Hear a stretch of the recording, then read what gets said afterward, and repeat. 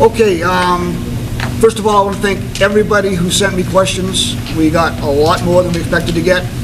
I was able to get back to a lot of the people who would send me questions with answers, and hopefully a lot of things that were redundant or duplicate have been taken care of. But what we're going to attempt to do tonight is not review the report so much as, that's another thing. We gleaned the email list, and I think I got just about everybody who was interested in a copy of the report. And that's why we had such good response. But we're not going to review the report tonight. What we're going to do is we're going to compile questions for the consultants. We're going to probably work more with the commission here tonight than we are with you folks, but if we can move this along, then we're going to get everybody involved. We have to clarify and kind of clear up a lot of the questions that everybody had. And we don't want to limit time, but if we get as far as the audience, we're probably going to limit everybody to 3 minutes of speaking. We've only got the place until 9 o'clock, so we're a little bit restricted. Excuse me, do you have copies of the red portion of the report? Only what was sent out. We don't have any here tonight. The red didn't come out. I know it was. The copies we got from Town Hall were a little bit on the light side. We tried to darken it, but I got very few. I tried there and I didn't see it, that's why. Okay, thank you. What we're going over tonight is the report and recommendations of the consultant that the town had hired to look at the waterways operations. It seems that from the feedback I got that most people were pretty satisfied with the professionalism and the information that was brought back to us. I'm going to go right to the recommendations. What I'm going to try and do is hit his recommendations. The commission will go over them. Then we'll go into the regulations, the mooring regulations, and we'll go over that, only addressing the changes. For those who had a copy, the changes were in red, very light, but they were in red. And we'll try and address as many as we can tonight. Okay, on the recommendations, one of the harbor master's proposed amendments was to limit boat ownership. Excuse me, have a microphone. It's very hard to hear you. Pass it around.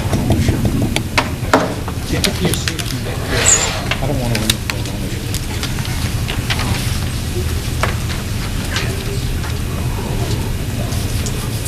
So just tell everybody on page 4. Take that to your seat. Any better? Hello? Any better? Yeah. Okay. I'm on page 4 right now of the recommendations. One of the harbor master's proposed amendments would be to limit boat ownership to individual persons only.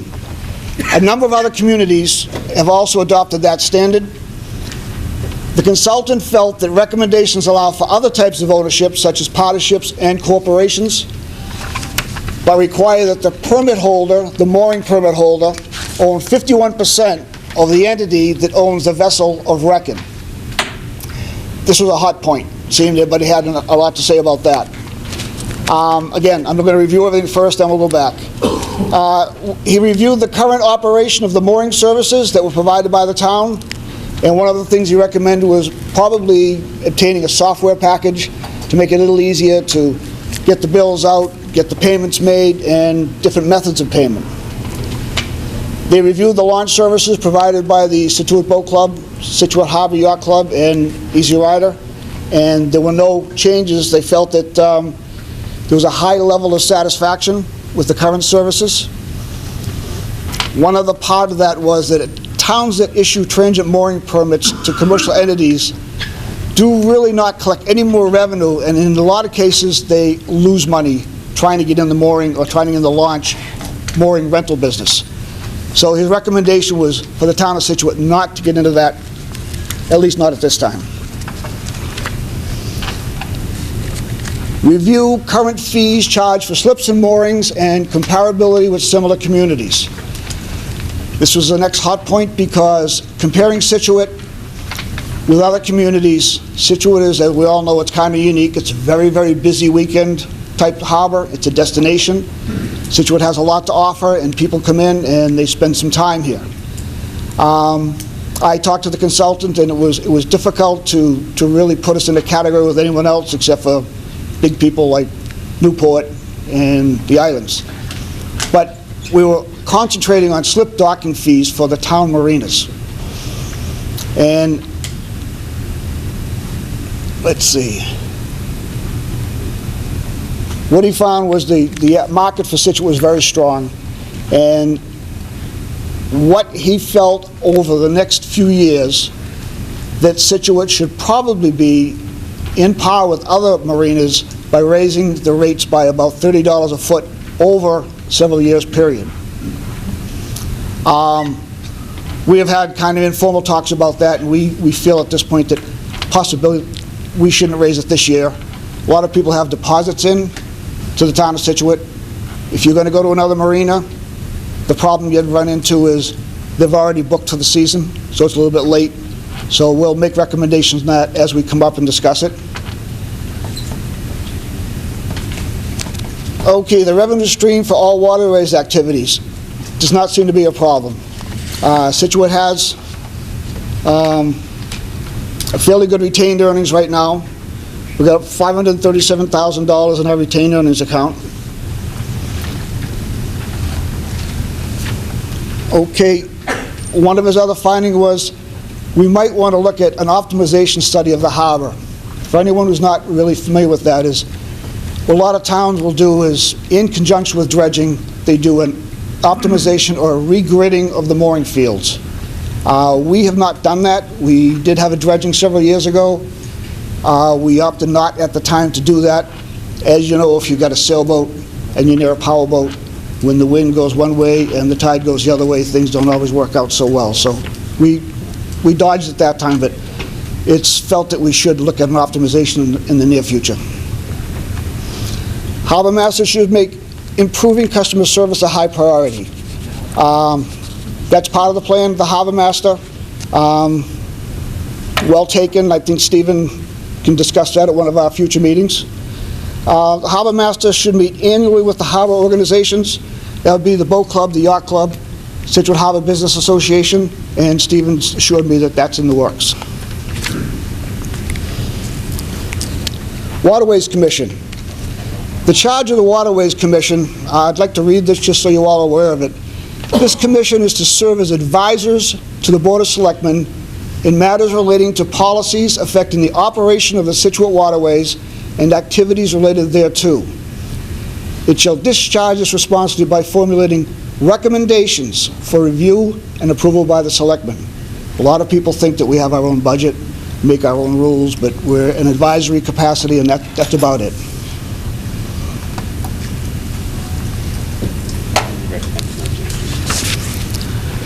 Okay, and the mooring rules and regulations. As I said, I thought I had a lot of these things covered. We got back to a lot of people. We got some information out.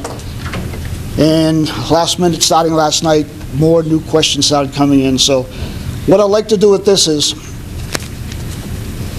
we'll go over the recommended changes that the consultant has given us, the ones that have at least come up as being an issue. Overall, it was felt that the study was done well, that it was a good example of, pretty much what we'd wanted to do, what we tried to do last summer, but we had too many people stirring the pot and it got a little out of hand. So it made it a little easier, but under definitions, the new addition is the mooring areas. In the past, you put your name on the waiting list, and you waited, and you got a call, and you might not know where you're going to go. What we're doing now is the mooring areas are divided. We have 2 areas in the harbor, and we have 5 areas down on the North and South River. So it's going to make it a lot faster. 6, thank you.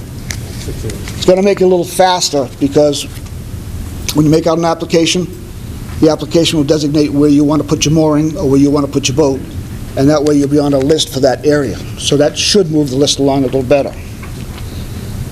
Definition of mooring service provider.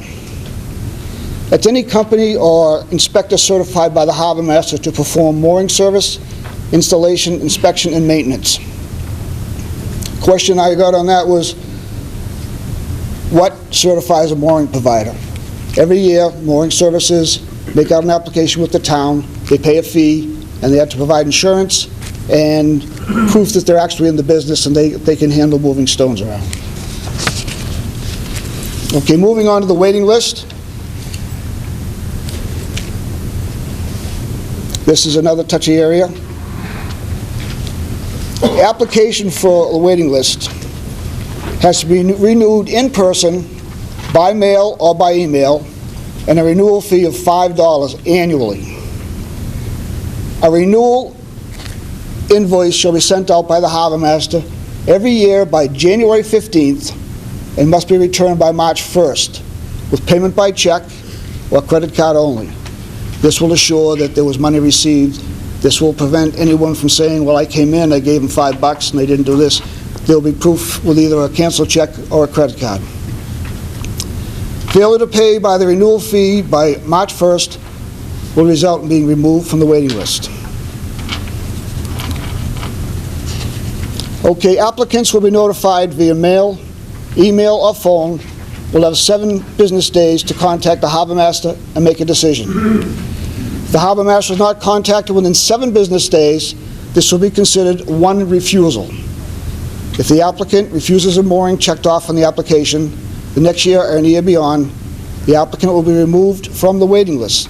This includes failure to contact the harbor master as stated above.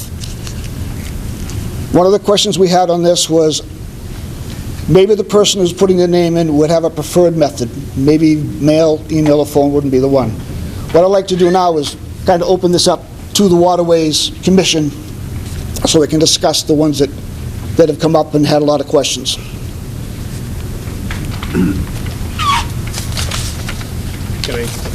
I have a question or comment. Go ahead, Brian. All right. And this is Jack. It's you, Stephen. Are you all right with sending out a renewal email to excuse me? Can't hear you. Pass the mic around. Are you, Stephen, are you comfortable with sending a renewal invoice out to all the people on the waiting list? Is that going to burden the harbor master's office? I am all for sending out a renewal application or a renewal invoice to all waitlist holders. Okay. And by doing that, when they return the check or credit card, that is your receipt that you want to stay on the wait list. Okay. So it will work. It simplifies everything. Nobody has to come into the office.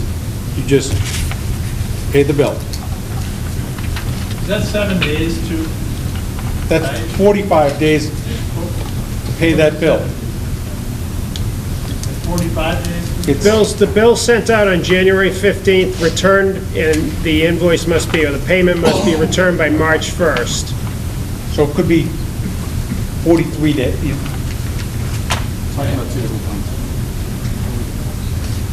No, this is to stay on the waiting list. This is the wait list. Not the. But Fran was on the several paragraphs below that, on the, when you get notified of your warrant. We're getting there. Want to back up just a little bit, and we'll take it from the very beginning as far as discussion by the commission. New additional mooring area. We all pretty content with those 8 areas? I think the only comment that I had was from the Julian Street Bridge to the Scituate Town line, not to, or to the Marshfield Town line, not to Wrexham Beach, just a clarification. Okay, that's fine. And did you take, or was deep hole removed? There used to be a mooring area you could choose. That's going to be, in one of those sections. Okay. And this should actually, by the wait list person, by specifying the particular area that they want to be in, should actually make things faster in our office to assign moorings to you. That's why I did it. So that if certain areas aren't as desirable as others, there's no reason for that person to wait on the wait list for 5 or 8 years when they could potentially have one right away.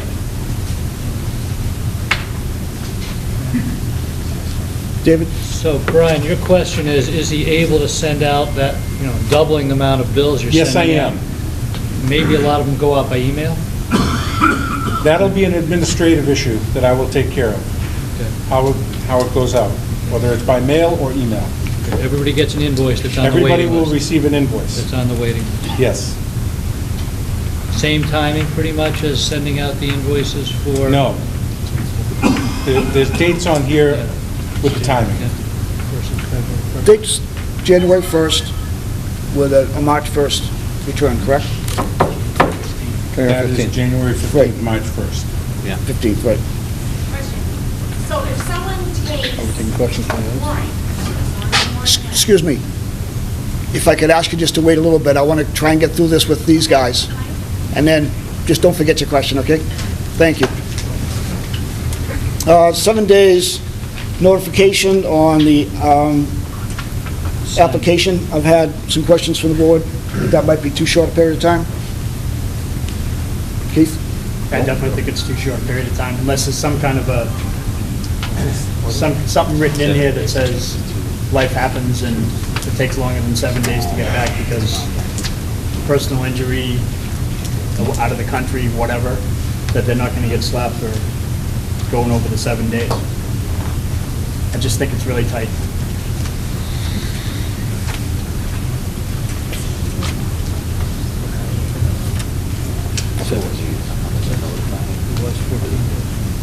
It's 14 before, I believe, right? It was 14 before.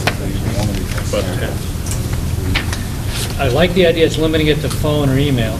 We're not talking about mailing anybody a request. Correct. I'm personally okay with 7 days because I think these people are waiting, they know they're coming up on the list, right? So 7 days, right? Most people can respond in 7 days. They're gonna get a phone call, they're gonna get a letter, whatever they're gonna get. Just gives them adequate time. Just to a get back. phone or an email, that's it. So, right, So again, playing devil's advocate here. yeah. And I did this with Stephen the other day. Your wife gets cancer, God forbid, and you're in the hospital dealing with it, and you get a phone call at home or you get a letter at home. Are you going to stop everything you're doing to answer that email or that phone call? I don't think so. So life happens, and I think 7 days is a really tight window. Well, it's 7 In case- business days, Keith, right? So it's in almost case 10 things days. that happen. It's almost 10 days, right? For 7 business days? And it won't happen twice. If it happens the first time, you don't lose your spot. You just get your first refusal. So that's sorry, I know you were in the hospital, you were in Kenya, wherever you were, you got one refusal. I mean, some of the other some of the other yacht clubs in the harbor are 48 hours. I believe Scituate Harbor Yacht Club is at 48 hours right now. For a slip, you mean? Same principle though, right? And most people have email on their device anyway. So God forbid I they're... just think we're making it unhuman, so I'm not going to change my mind, so if you guys are going to vote against me, that's fine, but I just don't agree with it. Okay, so we're not voting on anything right now. We're just getting these things together, okay? All right, Fran, you go with it. Fran? Okay, payment for mooring. Completed signed mooring permit application. This is one of our hot buttons. The new permittee must be sole or major, 51% or more, owner of the vessel of record, or the sole or majority owner of the corporation that owns the vessel of record. A copy of the vessel of record's registration, certificate of title, U.S. Coast Guard documentation, insurance certificate, and other documentation, as may be required by the harbor master, must accompany this form. I think the key to this is falsifying information on a mooring permit application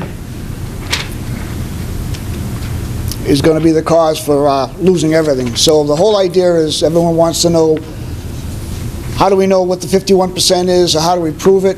We've found out that the documentation from the federal government doesn't dictate what the percentage is. We found out the state does not also do the same thing. So, anyone have anything to say about that as far as agree or not agreeing? I think Charlie did some pretty good homework on that. The first person on the registration, the first person on the title, the first person on the document, the first person on the insurance. his name's on the mooring boat. Is the name on the mooring boat. But the ownership of the entity has to be 50, assuming it's owned by a company, has to be 51%. And nowhere on a title or anything like that, maybe the register of, the If you're state willing to put- register has it, but you gotta comply, you gotta put on your application what percentage you own of that entity, If you're a corporation. if it's owned by a corporation. And that's just, we're taking their word for it. I guess we could prove it by going to the state. Well, you could ask for a Articles. corporate document, Articles of Corporation was Yeah. stated. will state it. Yeah. As far as individuals, if you're willing to put your, it's my boat, and I'm willing to put your first name on the registration and the title and insurance and everything else, it's, you're It still it. doesn't show the percentage, but it's, you know, I could own at 5% and be first on the title. It happens, so it's, but you're just documenting on the application that When the you own more than insurance, 51%. when something happens and the insurance company comes down and they're going to pay off, there's gonna be questions. There And is, that's where you better be prepared to answer the questions, and it's gonna be to an insurance company. the federal government allows you to put down a managing partner, but that does not dictate how much that person owns of the boat. So this is going to be a kind of on your honor system. As Stephen mentioned, if you put down that you own 51% of the boat and something goes wrong, something happens, then that could be the proof right there that you really don't want to be in the end of. So, anyone else have any Yes, questions on the Mr. 51%? David? Is this where there would be a provision for a spousal ownership? Spouse is considered the same person. And that's, The federal government, the Army Corps of Engineers recognizes the spouse as the same person. okay, I just don't want to see the spousal provision Nothing's eliminated. changing with the spouse, the husband. Okay.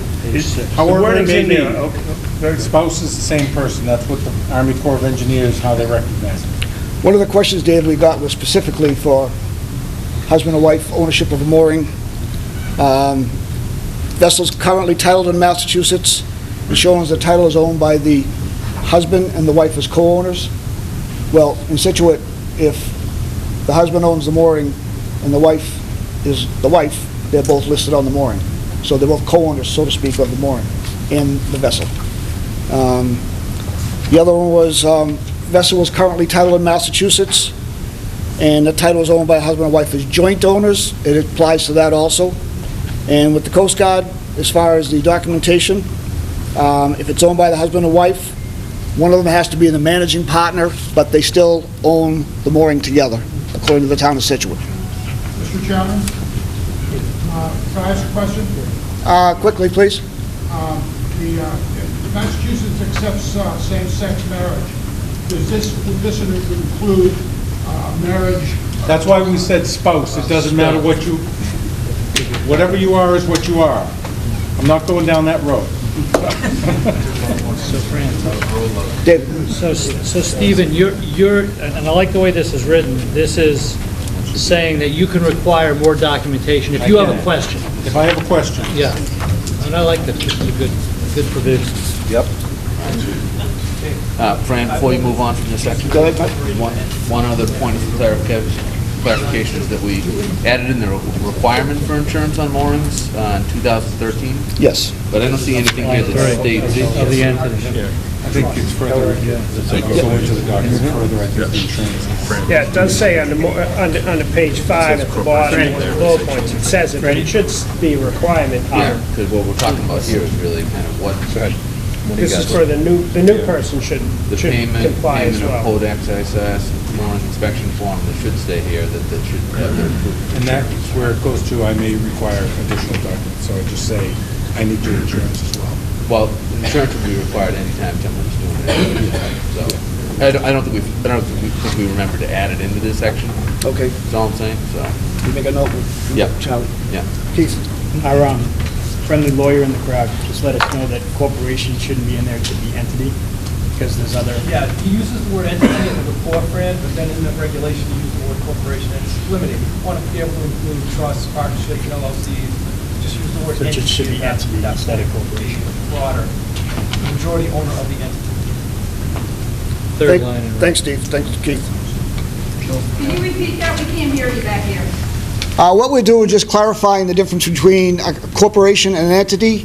The consultant had referred to it as an entity in one space and a corporation in another, and we advised that entity would be a better choice of words.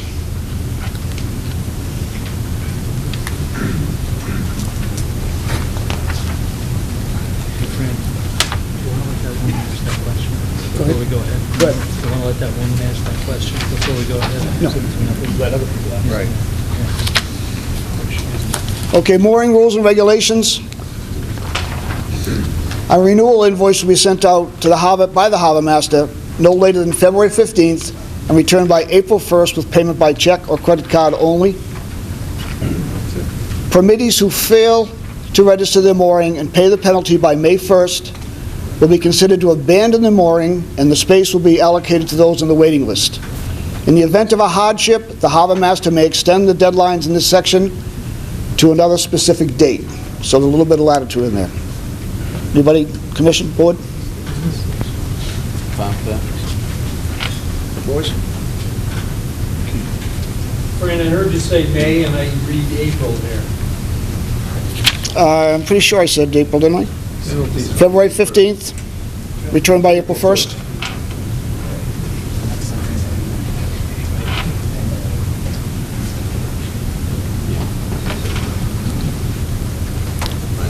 Okay, payment of mooring. Updating of mooring permit application information. Again, we're going in the 51%. The permittee must be the sole or majority, 51% or more, owner of the vessel of record, or the sole or majority owner of the corporation that owns the vessel of record. A copy of the vessel of record's registration, certificate of title, U.S. Coast Guard documentation, certificate of insurance, and other documentation as required by the harbor master must be submitted annually. Failure to satisfy the ownership requirements in this section shall be cause for non-renewal of the mooring permit. Anybody?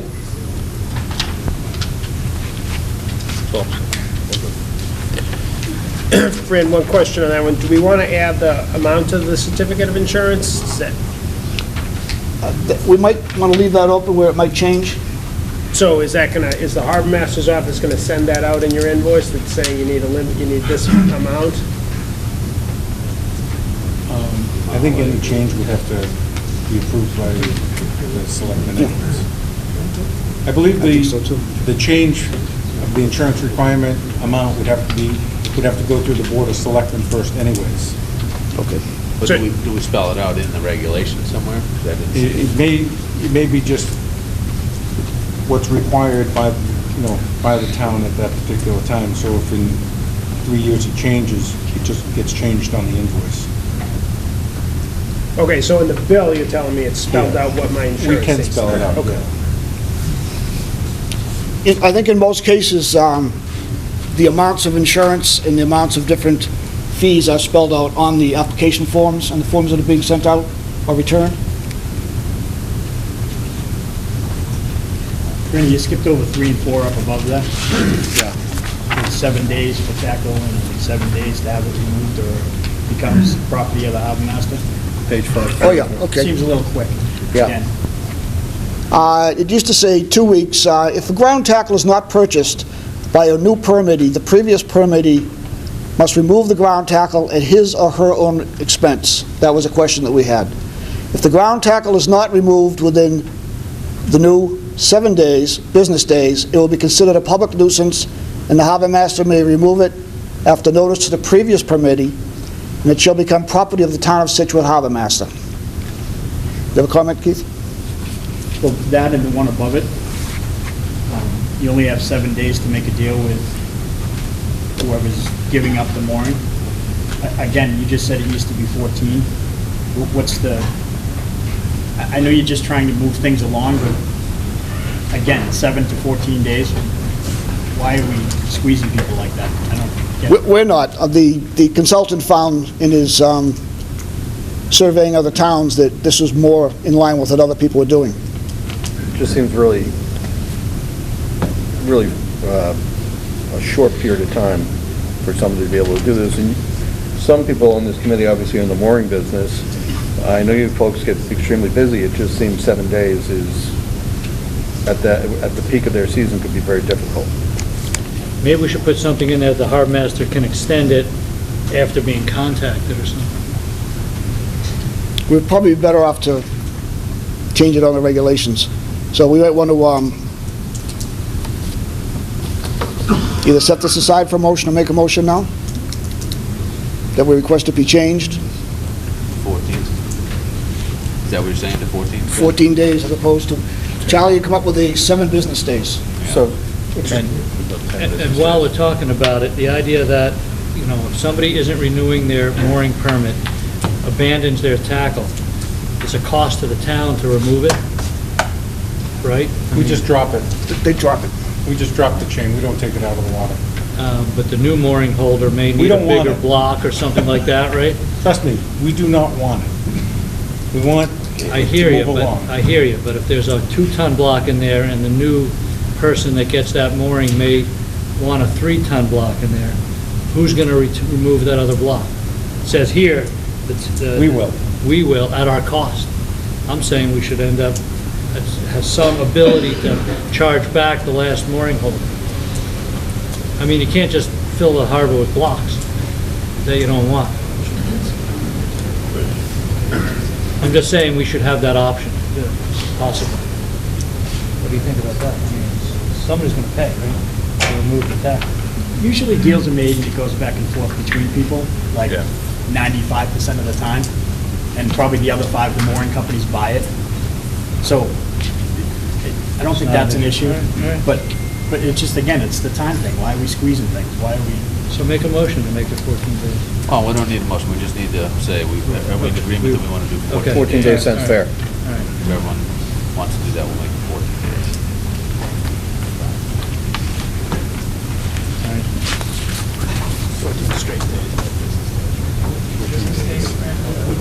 14 days. 14 days. 14 days.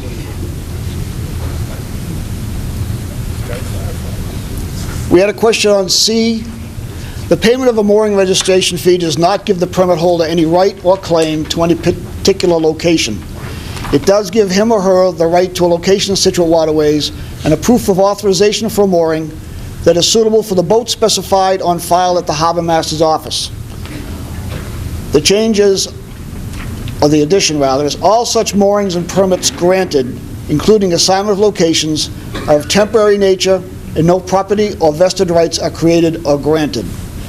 Looking into that, what I read was, it's kind of like boilerplate. It's saying the same thing as I said before. State of Massachusetts owns the harbor, town of Scituate manages the harbor, and you own the equipment and you keep a boat in the harbor. So it's stating it's clearing up the idea that you don't really have any kind of a right except for the equipment is yours. Hold on, Jim. Anybody? Federal government? Okay. Jim Spellman? Jim Spellman? Yeah, I don't know, I mean, are you soliciting comments? I mean, this is gonna be a thing that's gonna be pretty dicey for a lot of people. What you're doing here, I mean, there's this other talk about relocating mooring and stuff like that, but, you know, this reads to you, I've sat on the same mooring for 40 years. And the way this reads is I can come out next springtime and find out that my mooring went, other side of the harbor. Nothing that says that can't happen. I don't think that's the intention. The intent is really nothing more than what it was before. Does anyone have the order?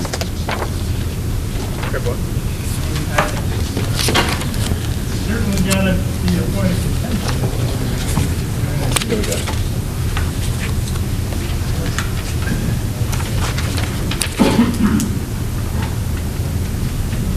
C doesn't change that much, right?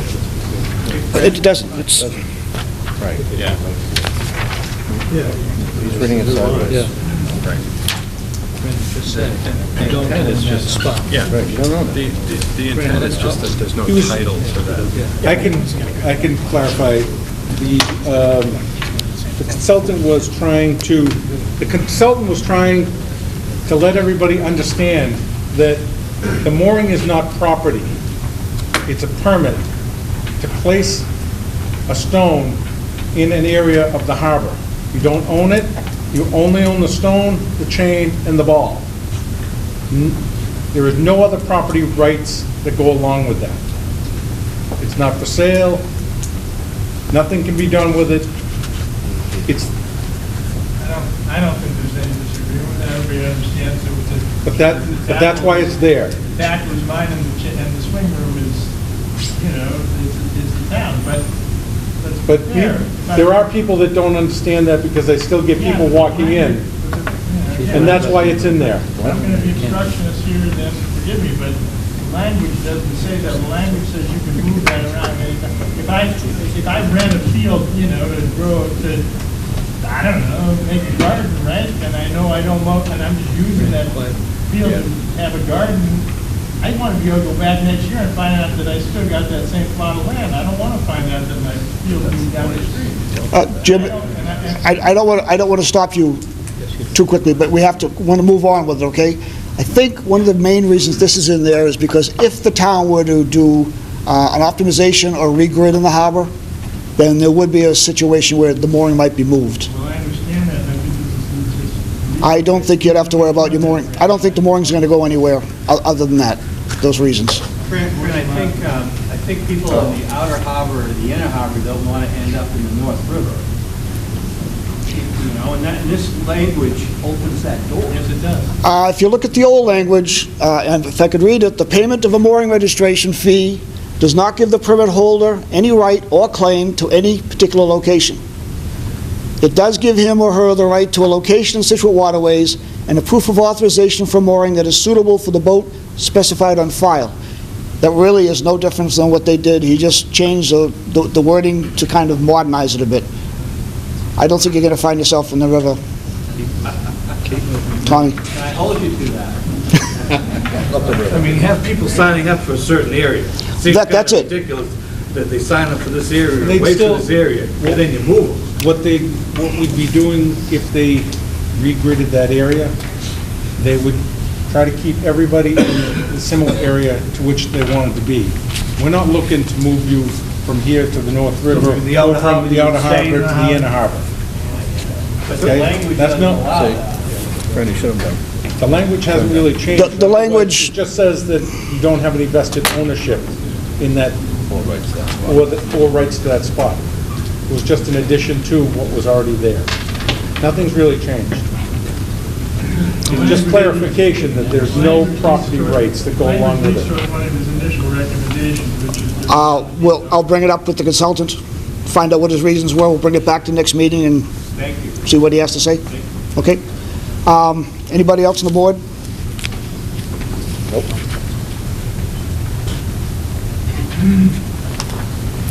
One addition is that without permission from the harbor master, no mooring permit shall be renewed unless the boat owner has regularly moored his or her boat on a mooring for a minimum of 30 days during the previous calendar year. In other words, to own a mooring is to use the mooring. And I'm sure if you're going to be going away for any extended period of time, whatever, then you can bring it up to the harbor master and that can be duly noted. I don't know if this one, how do you measure that? Is the harbor master going to keep a chart in his office somewhere and he's going to go out and keep track of who's on their mooring for any given day and when they're off their mooring, and then come back and say, you were on 28 days last year and I can prove it because I have this chart here? I mean, there's no way to track that. There's no way to It's a rule track that's it. always been in here, and I understand that. Well, there was another variation of it in here. 2 weeks. But even when it was 2 weeks, you can't track it. You can't What if prove you that don't I have a didn't have... registered boat and you haven't had one? Well, that's a totally Then- different story. It isn't. It's the same, that's how I can track it. If you don't have a registered boat, then how can you be using the mooring? There's a difference between having a registered boat and being on the mooring for 30 days. How can you prove I wasn't there 30 days? Because you Are don't have a gonna- boat. If I do have a registered boat, how can you prove I was there, not there 30 days? Can't prove it. You You can't can't really prove do it, it. so why have a rule in here that we can't prove? It just, Because we want it doesn't people make to try sense. to use their moorings. And, okay. And some people are actually honest. I completely agree with this. I agree with you. It doesn't People need to aren't be a gonna use their continuous moorings, 30 days. reassign the moorings. It just has to be 30 30 days. days. Right. It's something that, I don't think any harbor master is going to try and undertake a situation where they're going to keep track of every boat and You how can't long they're park on it. yourself out on the mooring for the year and sit there and wait for somebody to show up. I mean, it's, Mr. Chairman? That's what I mean. Why have a rule in place that we can't prove? Why have it? Because you may need to enforce it at some point, Right. right? Haven't been And there if at you all. don't have anything in the rules, then you have Right. nothing to go back to. Goes to intent. Right. Anyone else have anything on that? Good. Frank, can you go to D?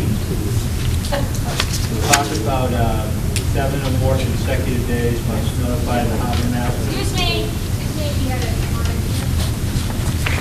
When we're ready, Mr. Chairman, to address that point, please let me know.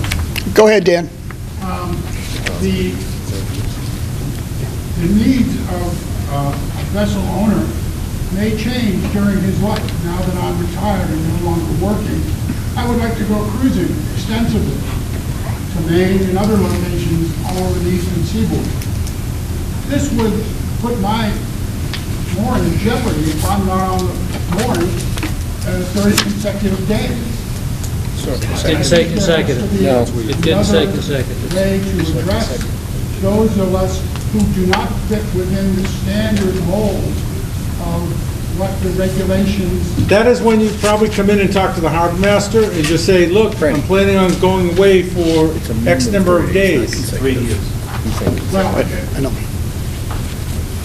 it seems like you're on the verge of writing a new constitution for the harbor.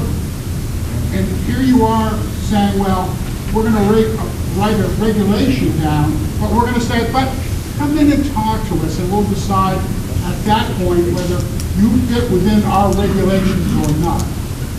Which to me, these things could be addressed in the writing of the new constitution for the harbor. Okay, Dan, if I can stop you there, we're not really looking to rewrite this tonight. We're looking to just get questions for the consultant. Right, but I just. I understand. That's why we've been having meetings since last summer. Tell them it's not 30 consecutive days. It's not 30 consecutive. Dan, it's not 30 consecutive days. It's 30 days, not 30 consecutive days, if that makes a difference. It was 2 weeks before. Used to be 2 weeks. My cruising plans sometimes do not fit within the regulation range. Okay, we're not going to take any more questions just yet. I want to get through. We're almost at the end of these.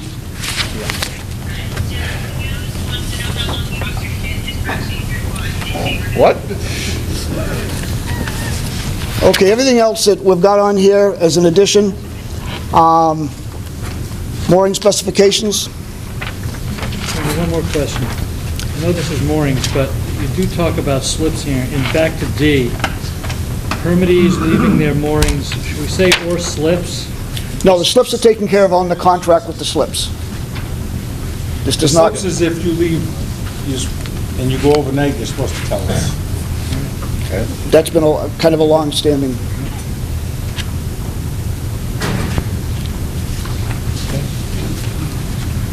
Okay, I is new. A permittee may not move their mooring from one designated area to another without following the wait list for the requested mooring area. In other words, when you're assigned a mooring and a mooring spot, that's your mooring spot to stay. J, it's the permittee's responsibility to know the mooring rules, regulations, and waterways bylaws. It's the permittee's responsibility to provide the harbor master with correct and updated contact information. Anybody?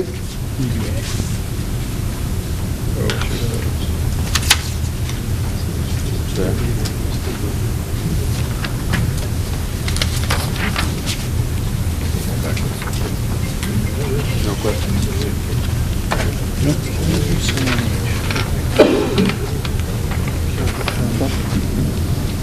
Okay, some of these pertain to winter logs will be removed by May 15th of each year, replaced by a proper mooring buoy, and all moorings shall remain identified with a proper mooring buoy through October 15th. Pretty, you skipped one I'd like to talk about. Which one's that? Under mooring specifications, letter A. this is not going to affect too many people in the room, but as a mooring company, to try to put 3-inch letters on a small ball with a name like Avin Seiko. We're not looking for the name, that's not important, it's the number that's important. Registration number. Mooring There's a lot of registration Murphys in right there, permit Scituate. holder's name and mooring registration number with a 3-inch minimum letter size. And I'm just saying that it may be physically impossible on some of the balls to make that I'm looking happen. just for the mooring number. Well, then we should say that, we should take out the I didn't mooring- write this. We should take out the mooring person's name, So we should recommend that he takes out the name. or just go back to of sufficient size. No, 3 inches is minimum. Or apply it to the registration number. Right, Franny? Yep. I know it's something small, but I mean, it's gonna be It used to say a minimum 3-inch circle, but with the number, it still says that. And that, He's just saying shouldn't have the name as 3 inches, but Right. everything else should be 3 inches. I don't even need the name on the mooring. If the number's on it, that's all the harbor master needs. Well, then take the name off altogether then. In this specification. People find their home. Yeah, I think some people would like the name on there. Brandon, can you Not talk saying about you B, can't have please? it. Which one? Mooring specifications B. Okay. He specifies a specific fine, a charge of $50. And I think all through this, we should keep referring to that 31,000 Correct. regulation. For any fine, I don't think it should be specified in the mooring regulations, because that may change over time based on the 31,000, right? 3,900. 3,900. Yeah, we've taken out the waterway bylaws. that no, the used to waterway be- bylaws are going to be added to the end of all of this. Right. Okay. And that will have the specific penalties in it. But I think when you speak about specific penalties here, it just could get confusing. Should say, you know, and a penalty will be assessed according to 39,000. I mean, what do you guys think about that? Just, you know, in the mooring regulations, should we have the actual fine amounts? I think we're just kind of getting outside of the scope, because we said we're here to review the recommendations from the consultant, so we're kind of saying we're... That, you know, we can, Right. that will have to go to the selectmen anyway. Yeah, that was existing, David. Okay. There is a change on the 40-foot and over boats. Chain size was 7/8. It's now been changed to 3/4 inch, which is a little bit more reasonable because there's really no 7/8 inch chain available for any kind of a decent price. And it's not going to make that big a difference in the holding power.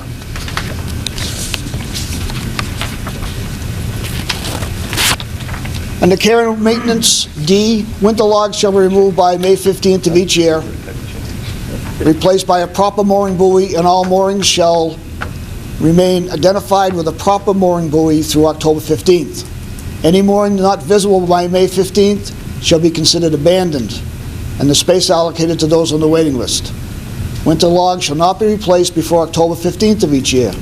Those logs not removed by May 15th shall be considered a hazard to navigation. It will be removed by the harbor master with no addition of a floating buoy. Top 2 feet of the winter log shall be painted white and marked with the mooring number. This is something we brought in a couple of years ago with the October 15th through May 15th, or May 15th through October 15th. But now the moorings are going to have to, it's been added to this, they're going to have to be marked properly and dealt with accordingly. Anybody? Is there a penalty before you drop it, or you're just going to drop it? Just dropping it. So May, you know, June 1st, there's still a winter log, it gets dropped. May 16th, you go out and drop those sticks. It's always been the case. That's always been the way it is. And people can leave their balls up if they'd like, right? That's They not- have, In other words, do they have to replace it with a stick, or can the in the ball wintertime, stick? no, you can leave the ball up. Okay, mooring service providers.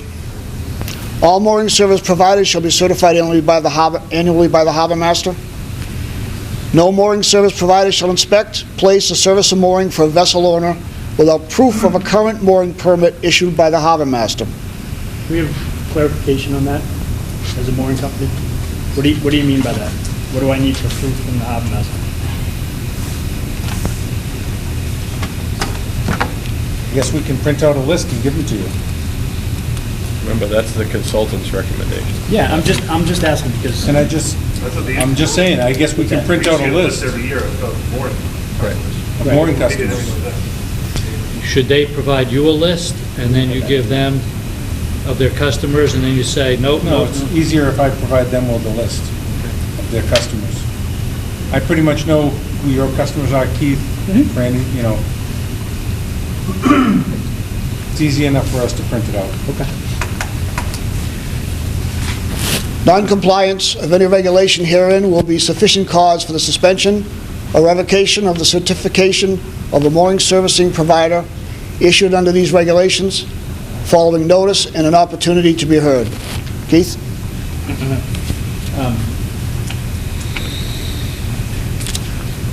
What's a cause for suspension, and who does that, and is there any warning, or is it just you walk out and say, you're done? What's a rule that we have to break as a mooring company that's gonna get us non-compliant and thrown out? Falsifying documents, Okay. not doing the inspections, and again, it's reasonableness. It would be reasonableness, you'd come in, or I'd call you into the office, or meet with you, we talk about what the issue is, and see if we can't resolve the issue. Okay. This gives you some, Everything's reasonable. Reasonableness works.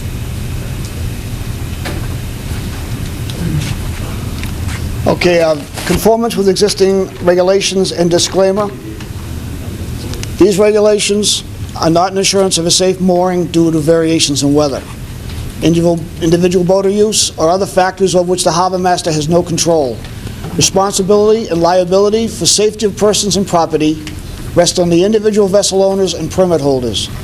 It shall be the responsibility of the vessel owners and permit owners to ensure compliance with all applicable laws and regulations, including these mooring regulations. Specifications and actions of the harbor master and the town of Scituate are not to be considered assurances of safety. B, nothing contained herein shall be construed to conflict with jurisdiction of the United States government with respect to the enforcement of navigation, shipping, anchorage, and association, laws of the United States or any lawful regulation of the Division of Waterways, of the Department of Environmental Protection, of environmental police, or any of the laws of the Commonwealth of Massachusetts. You had no questions on anything. We went down to B, under penalties.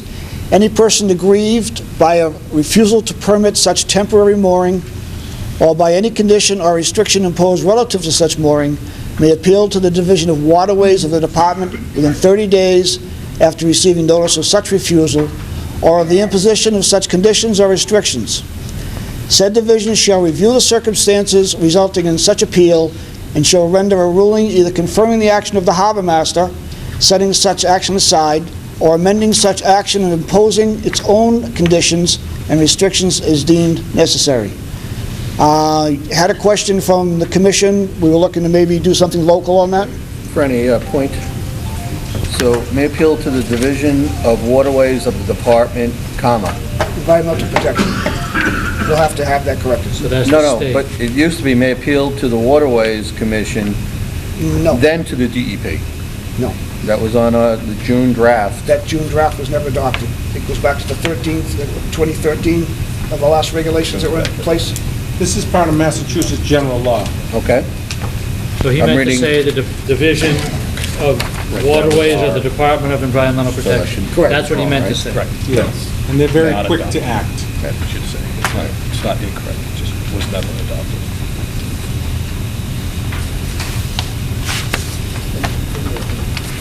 Anyone else have any questions from up here? I'm good then. So we're gonna go back to the other stuff, that Yes. we go back to waiting list? Yep. We're gonna hit the appendix or no? When you're going back through some of these things, could we go back to page 6, D, that talks about leaving the warrant for 7 days,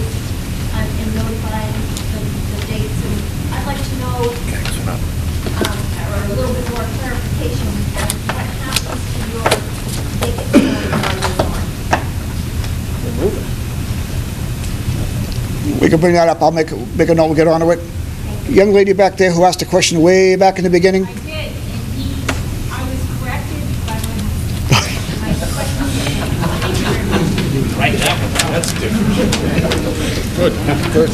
Like those. Reason to notify us if you're using for a long time.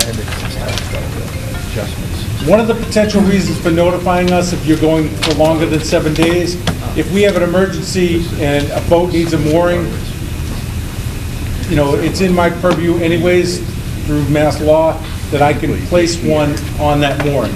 It's not to rent it out. It's not for us to assign it to somebody else. It's just so that if there was an emergency and someone needed safe harbor. Earlier this year with the hurricanes coming, a lot of boats were out of the water, and if I need, you know, to have some boats get off of some docks that could potentially create a problem for the town, I then would assign them, I'd say, you know, you need to go to this mooring, or you need to go to this mooring. That's why. Huh? What's the liability involved? Yeah. For a vessel that comes in for hours, you place them on one, the boat breaks free, for whatever reason. Am I liable for this? No, it's on his insurance policy. That would be his responsibility. Well, under the conformance with the existing rules and regulations under A here, it says that the owner of the gear is responsible for all of this stuff. So my concern would be that, especially when we're working with a club or another private entity, that they would be consulted because they know your gear, they know your room, they know how That's the gear. generally what I would, that's normally what would happen. I'd go to Fran, or I'd go to the boat club, or I'd go to the yacht club, and, or they would, you know, they came to me last year looking for spaces for a couple of moorings, to move a couple of boats from the yacht club out to the outer harbor, to get them off their docks. It's one of the rights that the harbor master has, is the ability to use a mooring that's not being used. And it's strictly like an emergency use only type situation. Somebody comes in, you go into Boston Harbor and you have an emergency and you can't get a slip or you can't get out of the water. The Boston Harbor Master has the same authority. And it's just nice to know where they are and what's going on. That's all. Well, if the mooring is associated with the club, I would like to make sure that the club is consulted before any boat goes on to a private mooring here. If there's an emergency and I have to put a boat on, I can put a boat on a mooring. That's allowed by mass law. It's an emergency. You could also put them on the dock down at the harbor master. Take them on the docks. Can we move on? We're not looking to take moorings or rent space or any, we're not looking to get into that business. This is strictly an emergency. Keith? Steve, I'm going to pull you into this, but I think what Dan said is exactly right. Even if it's the harbor master and he puts somebody on his mooring and it breaks free, when they sue who they're going to sue, they throw out the big net and they sue everyone, including the mooring owner and the mooring company and the harbor master, right? Yeah, I mean, yes, Steve, he's going to answer the insurance side. I'll answer the insurance side. First of all, it says right in the regulations that the only thing that you own is the tack. You don't own the mooring, town owns the mooring. So right there, it takes the person who owns the mooring out of the picture. Secondly, let's say it pulls out all their tackle and it loses their tackle too. The insurance company of that boat that was put on there by the harbor master will respond and replace that tackle as well. So I don't think. Did I answer your question? Yeah, thank you. This is, like I said, strictly, it's emergencies. There just should be a method though, the town to sue for an emergency, a liability, is the town's underwriter to cover the vessel for this emergency placed on the water. Right. We have an insurance agent that just explained that. It would be the vessel, the person that owns the vessel's insurance company. Chris? Yeah, and just as a matter of practicality, you're the expert in this, and you would know better than I how often these emergency situations come up. But the boaters here know how often we're on the moorings, and I don't think I'm an unusual boater. I spend probably 30, 35 days a season off my mooring. And as a taxpayer, I wonder if this is a good utilization of the resources of the harbor master's office to keep track of all these people that are on the mooring. And is it really going to benefit you? Are you really going to need that information? And how often? Is this every year, every 5 years, every 10 years that you have an emergency like this? I just think it seems like a boondoggle for everybody to be calling you every time we think we're going to be out on mooring for 7 days. As a taxpayer, that's that issue. Isn't that, it's an existing rule, it's been there for decades. So past practices, it's never been done. Correct. Arguably, it need not be done. I want to get to some more of the questions. Current fees charged for slips and moorings in comparison with other communities? Fred, do you want to, this gentleman in the back has got his hand up for a while, but do you want to just get to the mooring questions from the crowd? That was the other one. I know, but just any comments from the crowd today. This is going back. Are there any other mooring regulation questions? This is a lot of them, sorry. Peter. I'm sorry, Steve first. He's been... Fred, you know me. Steve. I'm on Bowman Marine. I'm on a slip. I pay all my regulations. I pay the harbor master's office their fees. I pay the inspection fees. I pay the $125 water usage fee for both my dock and my slip. And then I'm not on the slip. I'm not on the mooring all the time. So do I have to worry about losing my mooring? Because it's a storm mooring. That's my place. I put a boat on the dock. It's time to go out to the mooring. I go. I don't stay on the dock.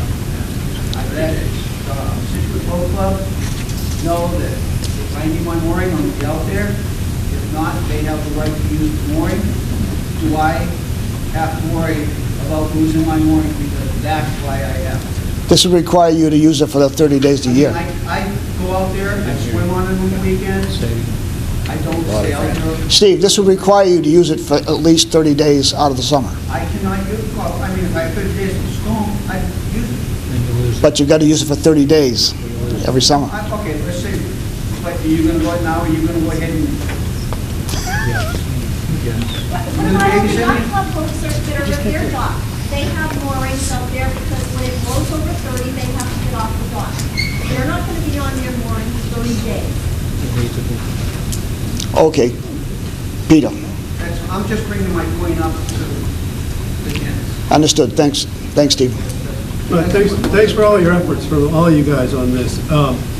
So just on that, we have a reasonable harbor master, and in that, even in that situation, you have a lot of outs where you can get written permission or notification with the harbor master that this is my circumstance, and he may use his reasonable judgment. However, I think you need to, as you're looking at all these rules, think, what if at some point in the future there is someone here who may not be as reasonable as the gentleman we have performing the work now? So that's just one point, I think. But the other point, I'm confused on the 51%, where at one point I thought I heard you would look at the first person on the document or the title as well as on the insurance, and that would satisfy the ownership. I mean, other documents may be required. But you're still sticking to the 51%. Yes. And how you can validate that, I don't quite get that. So I just, that just Just to still follow on seems that to be an question, issue. I've got a boat that I own with my brother and sister for 35 years, a third. So happens my name is first on all those documents, but am I next year going to lose my moorings because I'm not the 51% owner? That's really a big takeaway in these regulations that I find very unfair and unreasonable as they're written. Well, we'll bring this to the consultant's attention because he did a lot of homework. Maybe he can give us some better idea where he got it and how he justified his answers. Okay, and we're going to have him at a future meeting like I said, tonight we're just trying to compile questions, get some ideas, what people are thinking, so we can prepare him to come down and be constructive about the whole thing. Yes, sir.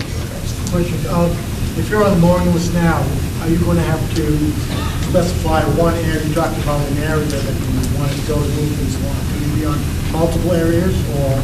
No, you're going to have to pick an area. So if No. you're on, If you're on a mooring now, no. okay, if you're on the wait list, Yeah, and you want to have either inner harbor, outer harbor, North River, South River, any of the above, you can have any of the above. one. One. So if there's inner and outer, and you specify inner, and something becomes available on the outer, that isn't. We're not going to call you. What? We will not call you unless you specify that you will take either or. Either or, so you can have multiple. You can have multiple, You yes. can have, but if we call you, Yeah, and I say, we have some, if you said, I'll take a mooring anywhere, and I call you and say, we have one down on the South River, and you pass on it, that's one. That's one pass. Because you told us you'll take anywhere. right. But if you just say, I'll take anything in Scituate Harbor, meaning inner or outer, that's fine too. If we call you and we say we have something in the outer harbor, and you say, yes, that's great, if you say no, then that's one refusal. That's all. You can, And when is the new mooring list going to be published? we're working on that. We just closed the month, so.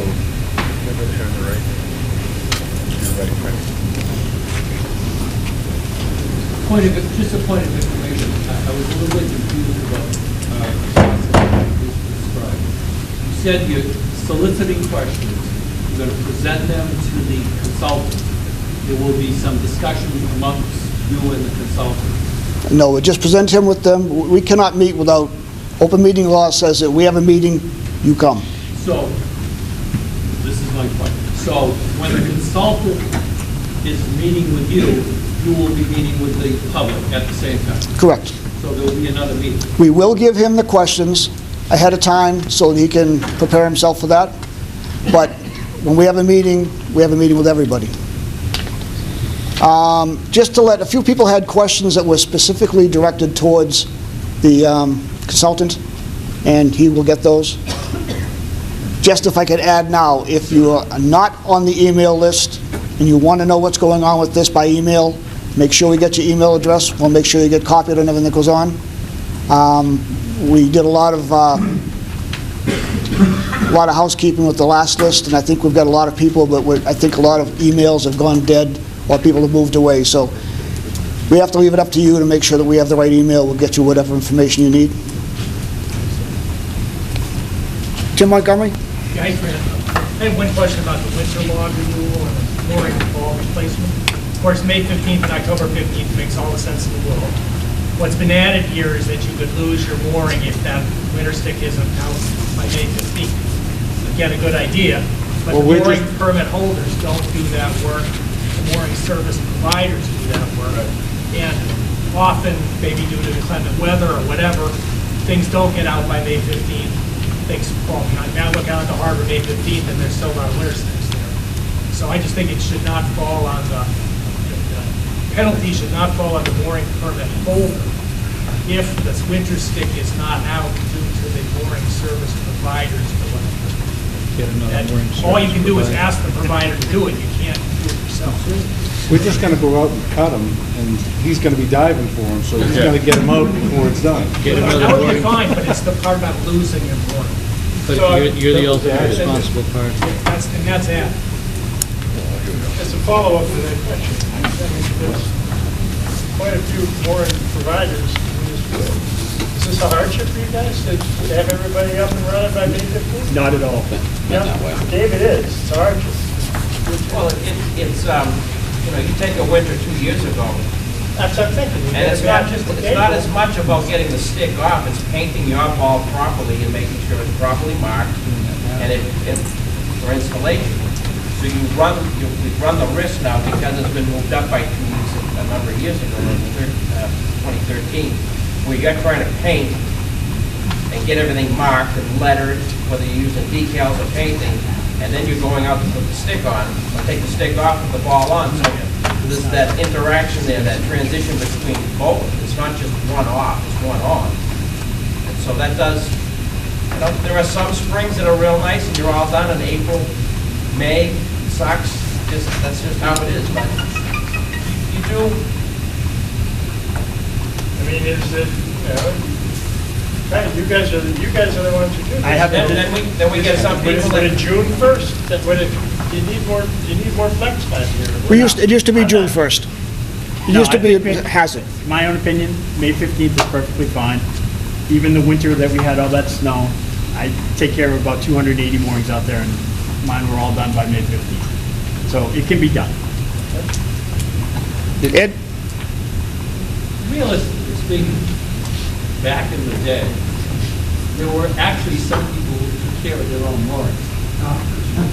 Believe it or not. Still are. And the problem occurs when you move it back to the 15th, on the harbor, so that the person who's trying to take care of the mooring is now hauling their dinghy down to the ramp, all of the equipment paddling out or motoring out to do their mooring. What we've done by moving it to the 15th, October 15th, is moved all of the responsibility over to the mooring service, which is fine for them. But for the rest of us, it puts the hardship on us. Movement from the original June 1st to what it May 15th was a totally arbitrary decision. It had nothing to do, tell me please the reason. Because the marine is open on May 15th. Well, we used to have them for June 1st. There was boats going back and forth and hitting sticks. So we decided that on May 15th, it would be better if everything was out of the harbor, and then when the boats are coming in and out, Now, there isn't wait a an minute. issue. People going to the slips are going down the channel. They're not going in by the town field or my mooring. Realistically speaking. Realistically, they go anywhere they want, and they go all over the place. Then they're going to go anywhere they want and May 1st, too. I can add to that. David? So one of the questions I had, which will roll into this, is the definition of proper for winter log. I'm not sure what all for. Winter stick or low drag buoy or winter marking or whatever it may be. So that might be something we can work on. But back in the day, they were all wood sticks. They would get waterlogged in the spring. I know from the lobstering standpoint, you'd get a waterlogged winter stick wrapped around your crop, but it wasn't cheap. There's been some talk of doing away. A lot of towns have opted to get rid of wooden winter sticks and go to floats or plastic sully sticks. Part of that discussion on the winter stick was, in the spring, it's waterlogged. Now with the sully sticks, that's a whole different thing now. They can be marked, they stand up, they're less likely, not impossible, because we have a few of them chewed up, but less likely to be chewed up. But there is a year population in the harbor that motors daily. Yes. If not weekly around there, so I think the winter stick issue itself is something that a proper stick, let's figure out what that is. If it's not waterlogged, it's a usual stick, then, you know, it's... Okay, that's something I'd like, if you want, bring it up at one of our regular meetings. I have to kind of set aside here now, and we have to talk a little bit about slips and moorings. Or Fran, sorry to be like Phyllis, right? Knockout rules are, as you know, knockout rules are, if you're in the marina, you have to have a storm warning. Now, it doesn't have to be in Scituate, wherever, if we're getting weather, you can get off that, when the harbor master dictates, you need to get off, we get off. And so people go out to moorings that they use, or that they allow the lockups to rent, or whatever, or they go home, they go wherever else they can, right? From what I gather from what you're saying, though, is that the Scituate Town Marina doesn't have that, and none of the private marinas have that. So if we have a quote storm thing, they're gonna come out, as Danny said, they're gonna come out and they're gonna be using the moorings we have. You know, if we're off a mooring or whatever, and there are issues of liability, you've got to really look at this stuff. This is not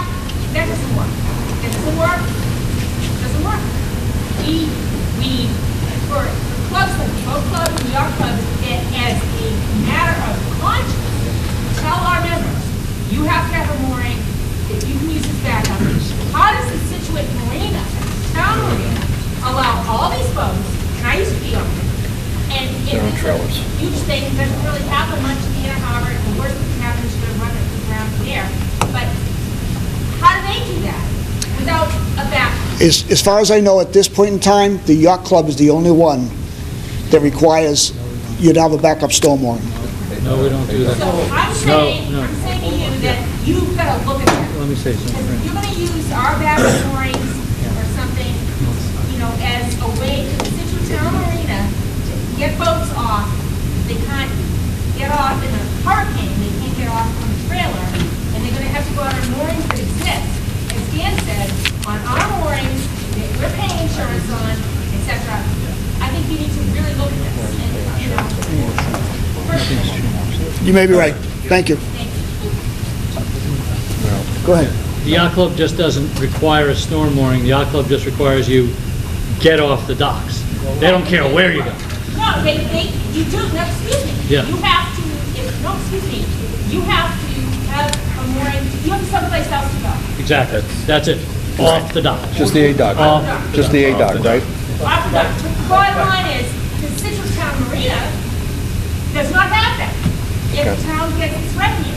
And if there's a hurricane in September, where do those boats go? They go to my And the marina. harbor master will look at all the available moorings that we have that are empty and That's where use ours us. And we'll be happy to do that. But I'm just saying, you should take Okay. Fran, the only reason why we make people get off the dock at the yacht club is because we don't have pilings. Right. We're a mooring system. So all you other guys, including this year, are gonna have pilings, correct? So that takes it completely out of the equation, I would assume. Makes a difference. Steve's our Marine Chair this year, and I'm the Rear Commodore this year. We don't require all of the vessels to get off the dock. We only require the vessels on the front of A dock, those are the big boats out front, find another home when we have sustained winds above 35 knots, not gusts, sustained. So it doesn't happen very often, because, like Steve said, we are a mooring float system. We don't have pilings yet. We have to get those big boats off. And I can say that, going through my head with those big boats, I think all of them have their own mooring. Almost all of them have their own mooring. So we're not, yes, we call sometimes and say to the boat club, can you accommodate two of our boats? It does happen when we have big boats, but it's not a common occurrence. It only happens at 35 knots, sustained wind, and it's only for the front side of the dock. And I'm pretty sure all the marinas actually have some sort of stipulations in their rules and regulations about big storms come, you have to get off the dock. That means, yeah, haul up. I mean, the other option is you don't There's have always a mooring, clause in there it's to a get storm or a hurricane, you have haul out.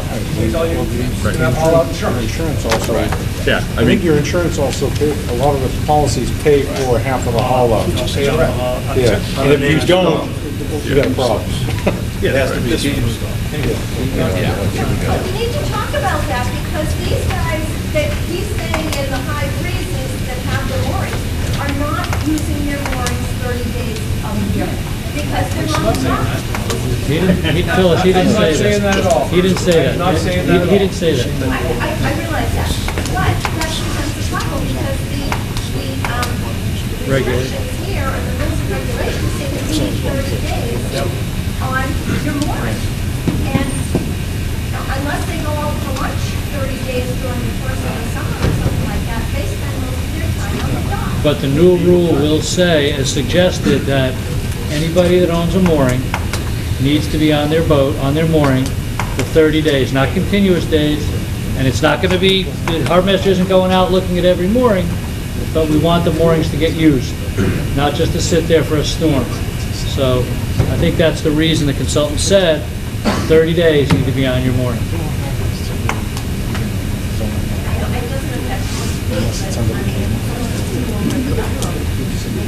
They will use them for 30 days. Ready? Go ahead. Ready? Any meeting over now.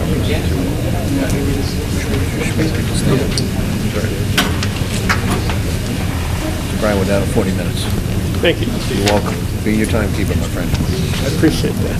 So Fran asked me, I'm Brian Cronin, former chair of the Waterways. Fran asked me to just talk about slip fees and what the consultant did a study of slip fees in the South Shore So his charge was review current fees charged for slips and moorings and compared with similar communities. So in appendix, it looks like it's Appendix B in the back of the report. He has all the slip fees. So he surveyed 10 marinas located between Quincy and Plymouth, and which offer similar type services to those offered by Scituate Town Marinas.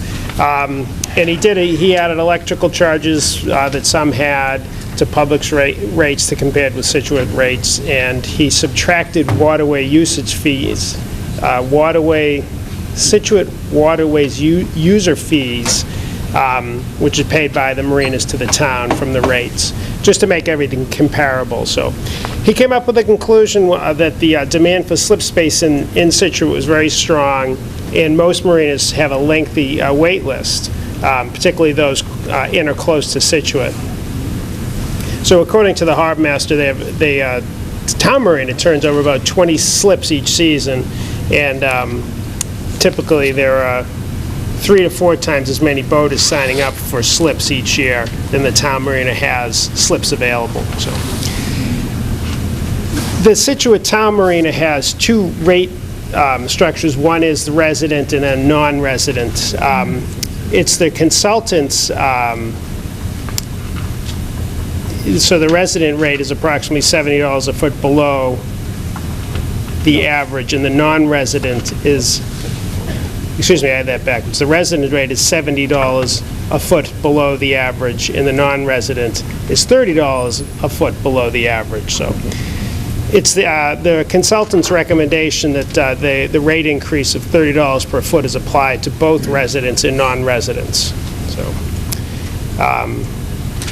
So I guess I'd like to open it up to the board for discussion on that. And I think maybe the best thing is Stephen, short term, what's the intent of the town with the consultant's recommendation? Do you have any thoughts this year? As far as implementing the new fees, I believe that would go to the selectmen and be their decision, but the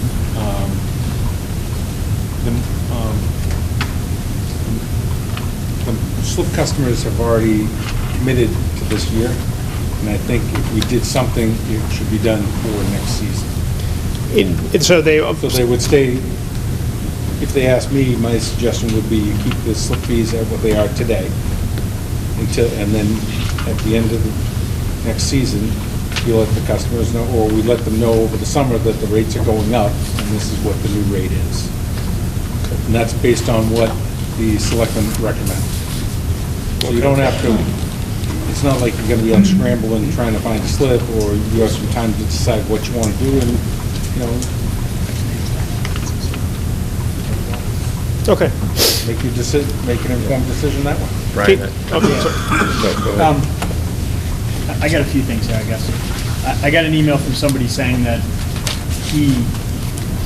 the study that he did was all for-profit marinas, and that there's not-for-profit marinas such as Hope's Island in New Bedford, which I don't know what that is, but it's $90 a foot. Town of Wellfleet is $70 a foot. So he was trying to figure out, are we raising fees just to raise fees? Because we didn't compare it to apples and apples. We did apples to oranges. And the second question I have is from someone else. It's an enterprise fund. It's supposed to maintain itself, and I mean, it's got over 500 grand in it right now. Are we looking to make it 10 million or something like that? Is there a reason we're doing this, or are we just doing it because we can?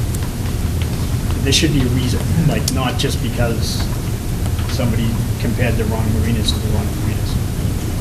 Well, I think he did a market study, and I haven't talked to him about the study, Yeah, but I all think these marinas right here are all for-profit marinas. Yeah, but in the market of Quincy to Plymouth, not New Bedford. But again, it's public versus private. Well, it's public and private. And the other ones have restaurants, bars, pools. Electric fees, water fees. There's a $200, $300, or $400 charge on Pope's Island and there's also a $5 per foot charge for AC or dehumidifier use on your boat.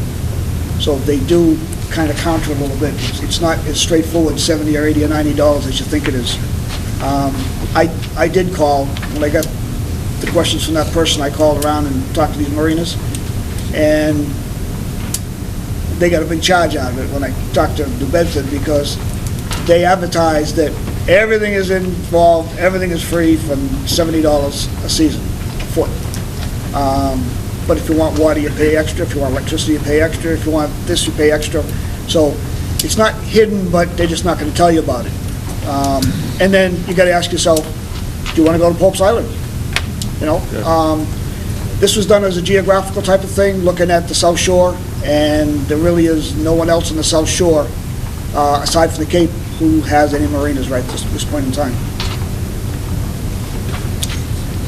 You do have to compare private to public, and, you know, there's another, the yacht club charges less than, I think, $85 a foot we charge now, and we are an enterprise fund, and we have to determine exactly what we need to run the marina and the harbor, and then justify any increase based on the costs associated with running the marina and the harbor.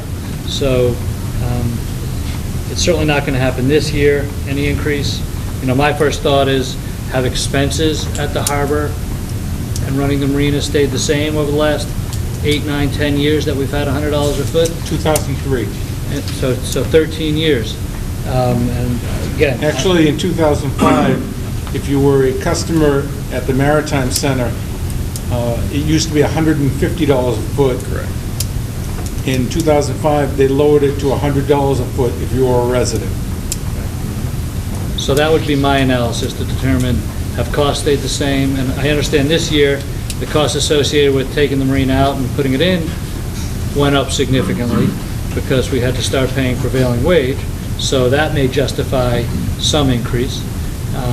I'd like to see a list of the capital projects that we have planned for the next 2, 3, 4, 5 years to see if the retained earnings at $550,000 or so is enough to cover that over the next couple of years. We should certainly budget to keep that at least at $550, but add to it each year. But again, you know, the idea of what the consultant's recommending doesn't sit well with me because he only compared to private marinas.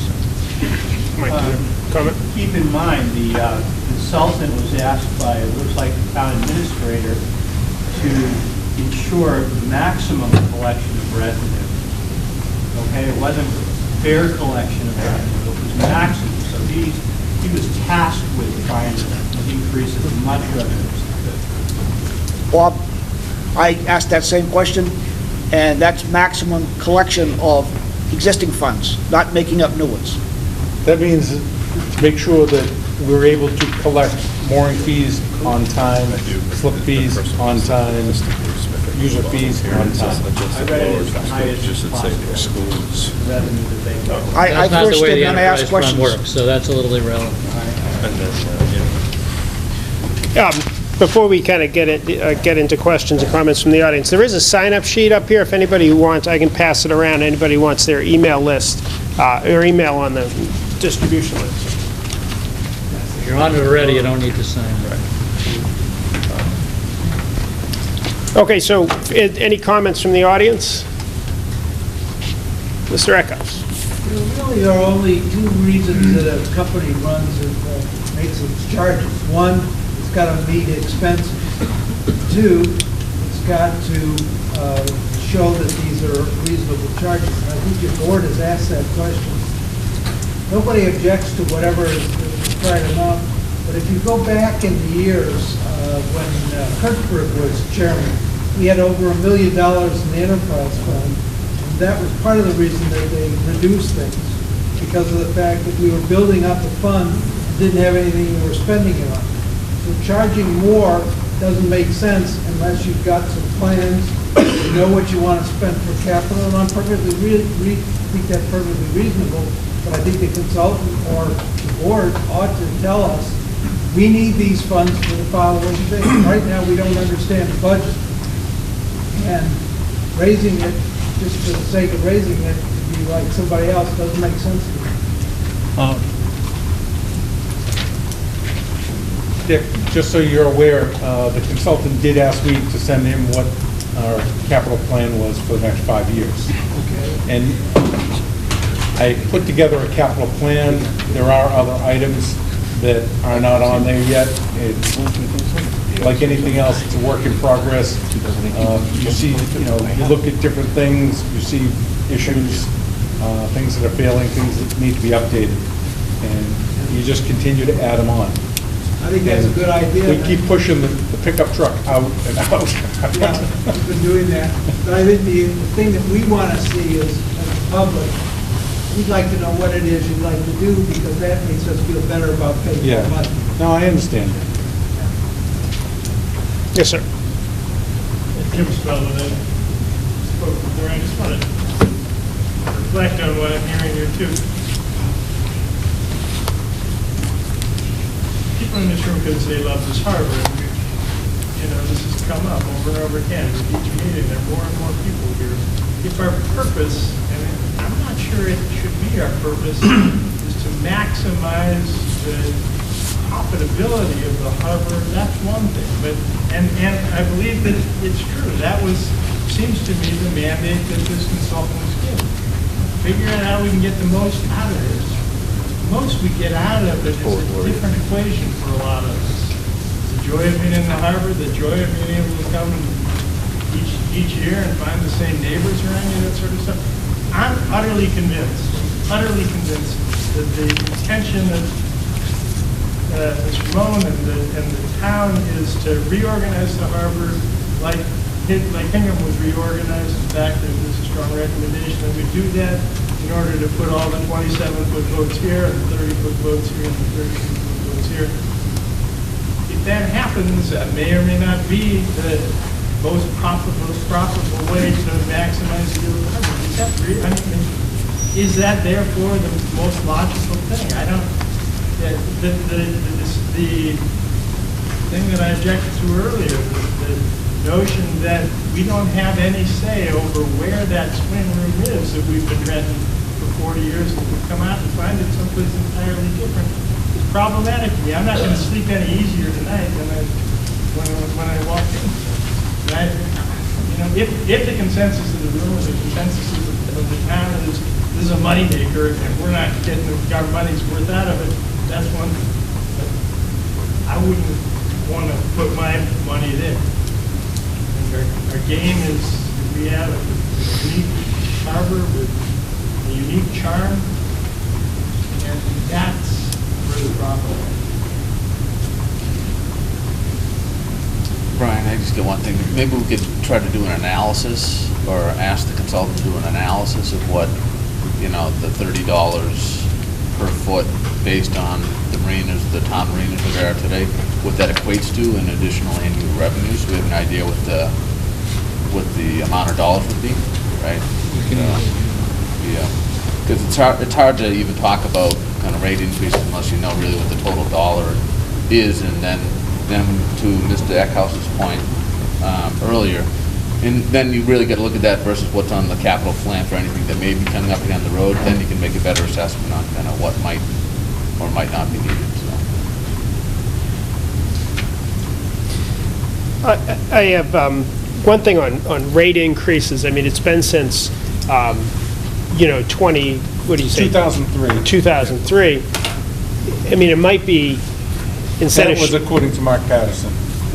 instead of shocking the customers at the, I mean, your expenses have to go up, because 2003 to now, price of everything has gone up, whether it's labor or whether it's, the cost to have people put the marina in, take it out, hook up the electricity, things like that. There should be some bit of cost of living increase to keep the marina going, I would say. Not shock the customers with a $30 a foot increase. That would seem to me I be think reasonable. the consultant suggested it over a He period. did, several years. Not all at once, it was over 30 years. Over 30 years? Period of several years. Several years. Okay. Anyway, that was my comment on it. You should have a gradual increase to keep up with cost of living, so. Yeah, but to that point, if we still have over 500 grand in there, and we're taking 70 grand out a year now for a police boat and the staff and whatever else that goes along with that, and we're still making money every year, why do we need to go up? I understand cost of living has gone up, but obviously, there's either more slips or Okay, so- there's a $125 fee that went to every mooring person this year, which is an extra 70 grand. Keith, I would say you have some deferred maintenance on the marina that you can spend it on. So, I mean, if you look at it, it hasn't been spent, and there's more money in there, but you could look at the marina and spend some money on it. So. Highlights. Okay. Sir? Does the town have access to any of the money in the enterprise funds? So let's say it got up to $1 million, town administrator wanted to move that money, is that possible? Funny you asked that question. No, she can't. But, when we have town meeting, right, and Sean, you can correct me if I'm wrong. I'm listening. When we vote on a budget for like the harbor master's budget, it's $1,100,000, whatever the number is. It's broken down on a website somewhere, so you can go in and look line by line if you want. But when we vote on it at town meeting, you're voting on 1.1 million. So if something goes in there, i.e. a police boat for 50 grand last year, or 45 grand, whatever the number was, unless you're on that website looking up each individual line to see what's in there, and I don't think she's doing that, I don't think she's playing with it, but unless you watch the budget line by line, you don't know. Watch our meeting, see who presents his budget. That's all. Dick? Line by line, though, right? I want to point out one other thing. Stephen made a good point. There are capital items. The capital items are not spent in 1 year. They're spent over a period. Yeah, that's why we do the 5-year plan. so- Yeah, that's exactly right. So what I'm saying is, you don't have to increase the budget because of this year going up because we bought a new truck. It may be capitalized over 5 years, or if you had pilings, that may be over 10 years. And if you look at the budgets over the past, what they do is the treasurer for the town tells the TA, and the TA agrees how to capitalize, so the expenses don't go up in a huge amount, they go up in a small amount. And you're carrying a fair amount of mortgages, so to speak, of things that you have to pay off. Sure. So can I raise one other point? I think that, and I'm not a lawyer, but we got lawyers in the crowd. One of the things that worried me when I read his recommendation was he said, and I think you should have the ability to fund. That's one of the things that you have not had, but you don't spell it out. You spell it out by saying, but you have to refer to another document to know what those fines are going to be. And I would think that you would get into a legal argument, which is, if the selectmen didn't meet and agree on a fine, then you can't levy one. Or if they raise the fine and you want to charge the new fee, the new fine, not the old one, you're going to be in a bind. So I think you might want to ask the consultant, shouldn't that be spelled out as everything else is, like 7 days, 30 days, whatever it might be? So you're looking to ultimately, you'll come up with a recommendation of the rate structure for the selectmen to approve, if I'm not mistaken of the process here. And towards that, given that you have some confusion as to what, or not, I don't know if confusion is the right word, but it's not clear to all of you what the right level of enterprise fund surplus or retained earnings or what it's called, I'm not sure. And whether it's adequate or if it's too much, too little, and the rates, the fees that you charge ultimately replenish that. Maybe you want to reach out to like the advisory committee. I'm not familiar with how it all works in this town, but, you know, to ask somebody there to just take a look at that and at least give you a better sense from an outside perspective from someone who's probably willing, able, and eager to weigh in, you know, dig a little bit and weigh in and give you some advice. That might be worthwhile to help you come to whether you want to increase it $10 each year over the next 3 years or whatever. Right. Yeah, to his point, I think we really just need to, we really need to look at the overall financial picture of where we're going, because we know that the debt service is expiring at some point for the marine park and some other large expenditures we have in the past. So as that goes down and revenues go up, what does that do to the overall? So we probably need to kind of an overall financial look at kind of what the financial picture looks like, and then what these proposed increases look like with that, and look that out over a period of years to see what the implications are. In addition, I believe that in 2 weeks, Stephen is presenting to the advisory committee his budget. Is that correct? Reviewing it with the budget, which is open to the public. So the advisory committee will be reviewing the waterways budget before it goes before the Board of Selectmen.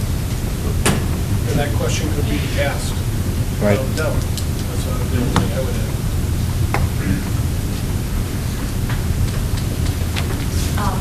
As it relates to the comparison that he did, obviously the consultant looked at these and he looked specifically at additional electric fees and waterways fees. Did he look at the various amenities that are offered by each of these marinas? Compare and contrast, because we are clearly dealing with apples and oranges, both from an ownership perspective, profit versus, public ownership perspective. Some of these marinas have far more offerings of amenities than we recognize we do at, in the harbor. We're okay with that. We know we're sort of getting what we pay for. But if the town is looking to increase the fees, again, I know there's a lot of other budgetary things, that we're looking at. But that would be something that, to this gentleman's point, what are we getting for our money? To somehow substantiate the increase to bring us more in line with some of these other marinas. So it's a question if he did, in fact, look at these amenities, or if he did not, if he solely looked at fees per square foot, electric, and so on. Add that to the list. I don't think he looked at that. He just looked at water and electric and the list of marinas. Right. That did come up. Yeah. The fact that we did have a 24-hour operation at Cole Parkway, and now it's curtailed to midnight. It's closed. Facilities, men's, ladies' room, showers, they're all closed at night. I'm not sure if he looked at all of these, but we'll ask him to see if that had any bearing on what his decisions were. Just looking at some of the things, a lot of the other marinas, they're locked, and the access to the docks is restricted only to boat owners. And that would be a shame to have something like that in Scituate. We know the town who loves being in the harbor. Who doesn't love to get an ice cream and walk around with the kids on the docks? It's part of what we accept as boat owners there, recognizing that people will be walking around. Might not be our favorite, but it's part of, of the charm of down the harbor area. So if you're talking about making it more apples and apples in terms of fees, there has to be discussion about these other things, and that could really change a lot of the charm of what we have down there. So just a sense of, again, to see what he looked at in terms of those other things.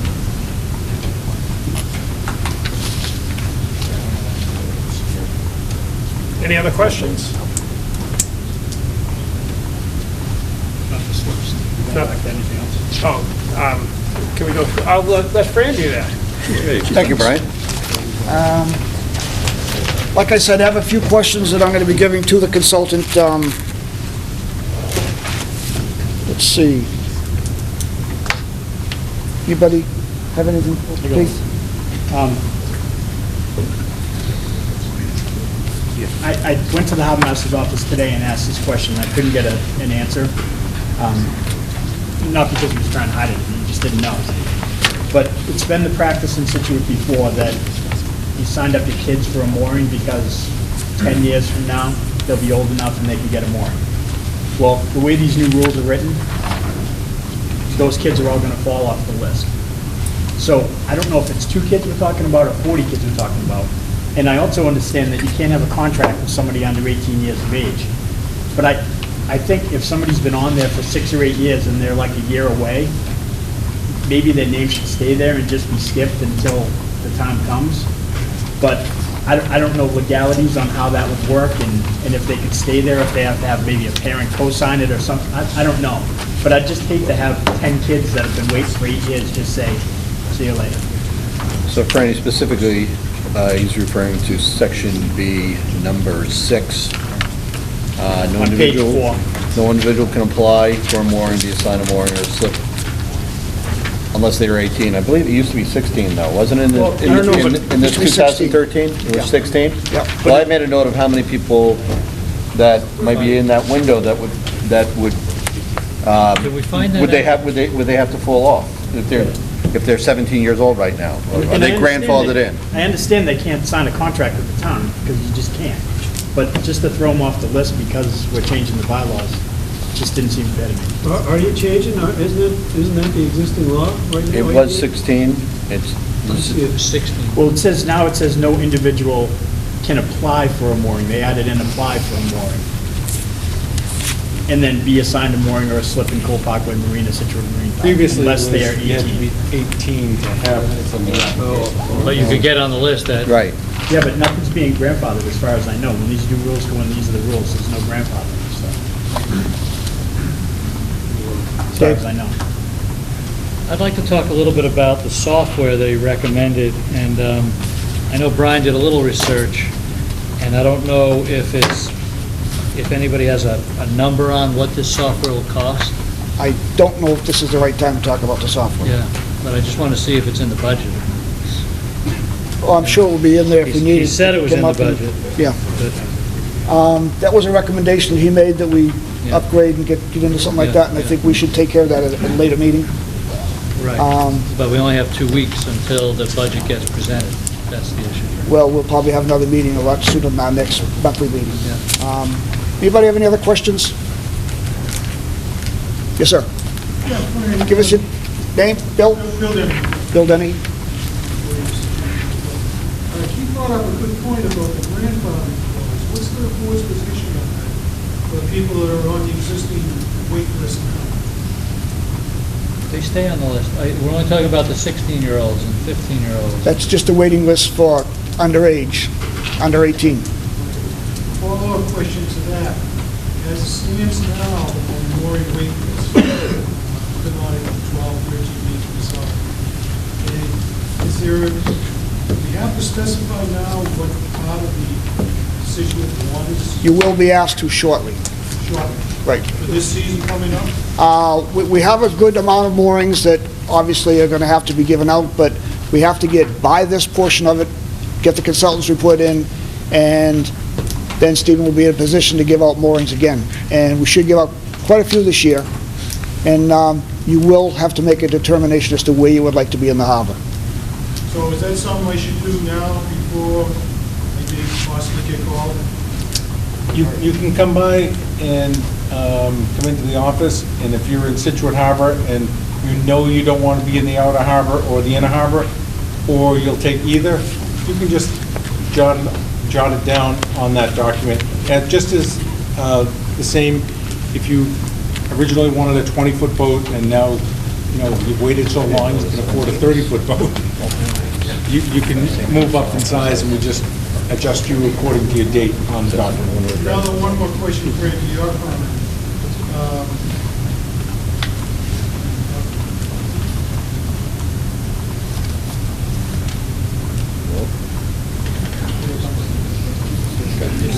Dan? Frank, I just wanted to ask if you could ask the consultant whether he's going to address, or the board is going to address,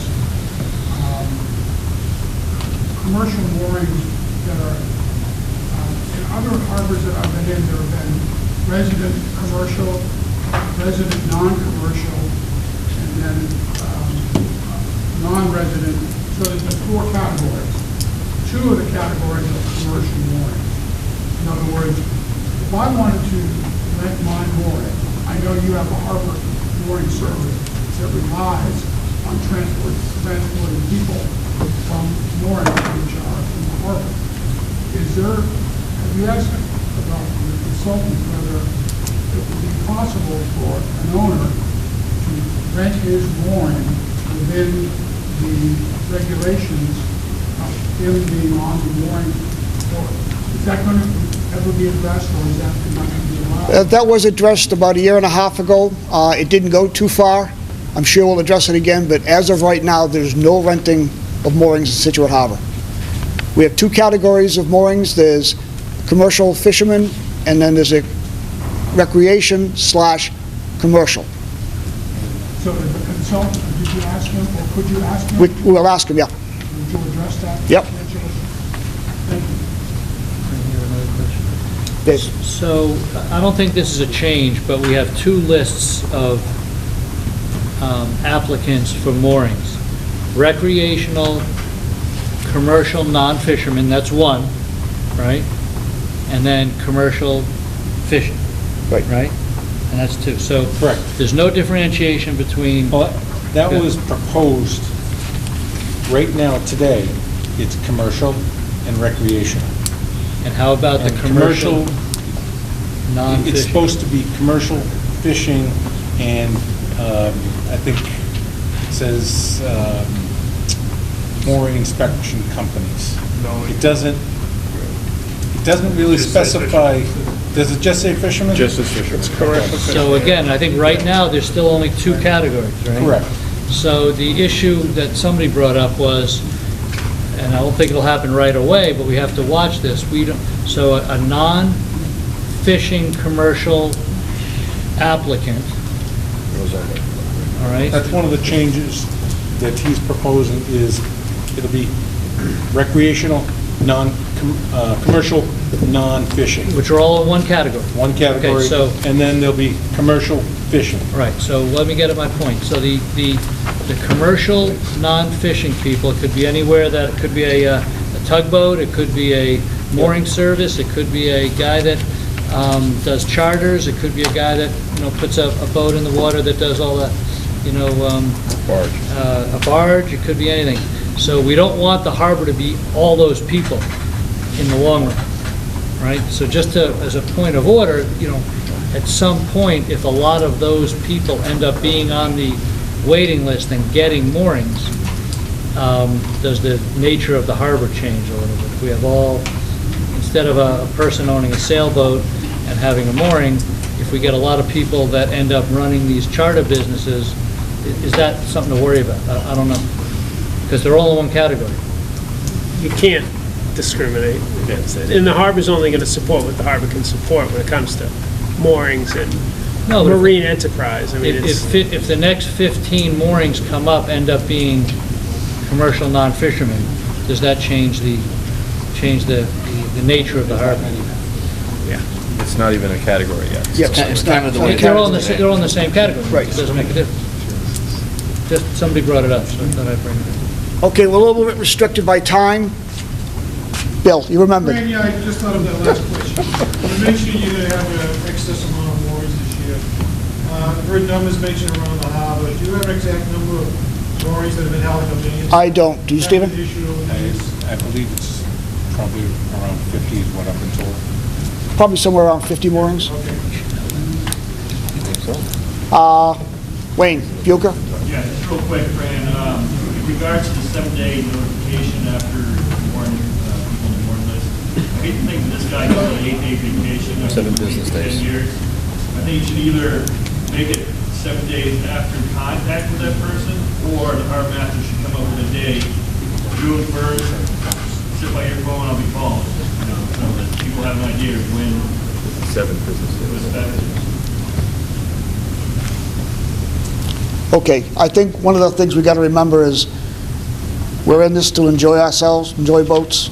So I think you're going to find there's little latitude, different areas, 7 days, 8 days, whatever. I mean, I'm not saying we're going to break rules, but, human, as Keith mentioned before, there's lots of things that enter into what we do.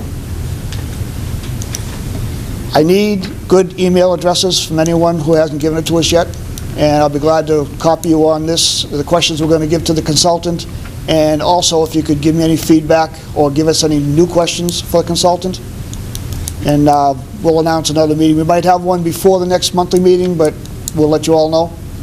And we're kind of restricted with the high school, so I want to make a motion to adjourn. Second. Motion second, adjourn. As I said, we'll let everybody know what the next meeting's going to be, because it'll be a little sooner.